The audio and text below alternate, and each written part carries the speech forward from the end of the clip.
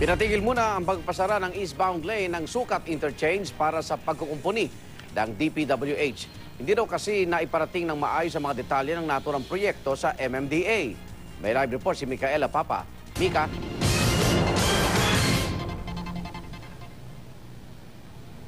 Isang maulang umaga sa iyo, Igan, mula dito sa Sukat Interchange sa Parañaque. Butin lang ngayon, medyo ambon na lang yung naranasan natin. At mayroon pa tayong isang dahilan. May isang dahilan pa ngayong mga motorista at mga commuters dito para makahinga ng maluwag. Ayan ay dahil yung eastbound lane, tulad ng nakita nyo, ay bukas pa rin. Yan ay pagkatapos ipatigil yung nakaambang pagsasara ng naturang lane para sa gagawing pagkukumpuni sa tulay.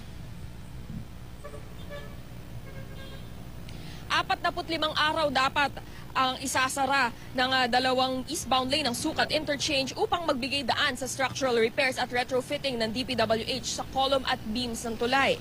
Ngunit ang pagsasara na magsisimula dapat ngayong Sabado at magtatagal hanggang sa September 15 ay hindi muna matutuloy matapos pigilan ng MMDA. Ayon sa pahayag ni MMDA Chair Francis Tolentino kahapon, wala raw koordinasyon sa kanilang ahensya at sa TV lang nila nalaman na magkakaroon ng pagkukumpuni sa Sukat Interchange. Natsak magdudulot ng pagbigat sa daloy ng trapiko sa lugar. Ang proyekto sasabay kasi sa road repairs at iba pang proyekto sa Magallanes Interchange at sa NAIA Expressway.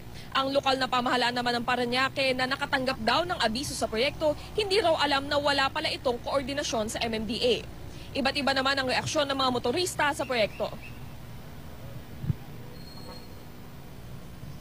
Okay naman po para sa akin po kasi para makabawas-bawas din po ng traffic. Hindi ho, ma'am. Kasi sobrang traffic na ho dito. Kung hindi pa nga ho ginagawa yan, traffic na ho eh. Lalo na pag ginaba pa ho yan. Okay lang naman para maayos ito kasi traffic masyado eh. Pero kung ayusin siguro, nakakabala.